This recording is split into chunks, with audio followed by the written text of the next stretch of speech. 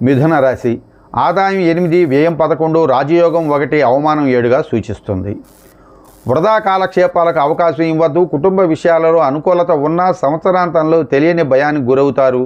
శుభ పుణ్యకార్య ప్రయత్నాలలో పాల్గొంటారు. ఆర్థిక కార్యకలాపాలలో సానుకూలత, విఘ్నాలు ఎదురైనా పనులు మాత్రం పూర్తవుతాయి. ప్రయాణాలు అధికంగా చేయవలసి ఉంటుంది. ఫైనాన్స్ వ్యాపారాలకు అక్టోబర్ వరకు అనుకూలం. సంవత్సరంలో ద్వితీయార్థంలో రుణాలు ఇబ్బందులు సృష్టిస్తాయి. ఆరోగ్య పరిస్థితులు అక్టోబర్ వరకు బాగుంటాయి. అక్టోబర్ నుంచి మానసిక సమస్యలు ఇబ్బంది పెరుగుతాయి. ఉద్యోగులకు, అధికారులకు మందలింపులు ఎక్కువ అవుతాయి. స్థానచలనం, ప్రమోషన్లు, సానుకూలతలు తక్కువ.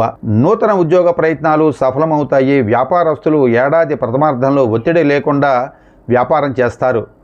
ద్వితీయార్థంలో ఒత్తిడికి లోనవుతారు. మార్కెటింగ్ ఉద్యోగులు స్థితి కూడా అలాగే ఉంటుంది.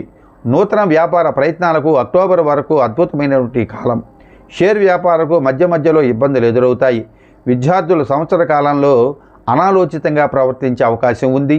విదేశీ నివాస ప్రయాణ ప్రయత్నాలు శుభపరిణామాలుంటాయి. కోర్టు వ్యవహారాలు ఒత్తిడి కలిగిస్తాయి. స్థిరాస్తి వ్యవహారంలో మోసపోయే అవకాశాలు ఎక్కువ. ఈ రాశి స్త్రీలకు అక్టోబర్ వరకు సానుకూలంగాను, అక్టోబర్ తర్వాత మానసిక ఒత్తిడితోనూ ఉంటుంది. శ్రమతో పనులు పూర్తవుతాయి. వ్యాపారాలకు పనితో ఇబ్బంది. ఇక వీరికి శాంతి వచనం చూసుకున్నట్లయితే అక్టోబర్లో రాహుకేతువులు జపదానాలు తర్పణ చేయించడం చాలా మంచిది.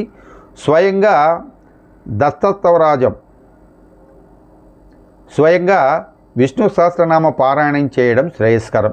అక్టోబర్ నుంచి దుర్గా సప్తశ్లోకి పారాయణం ప్రతిరోజు 11 సార్లు చేయండి. మినుములతో చేసిన పదార్థాలను దానం చేయండి. త్రిముఖ రుద్రాక్ష ధారణ మీకు ఎంతో శుభప్రదంగా ఉంటుంది.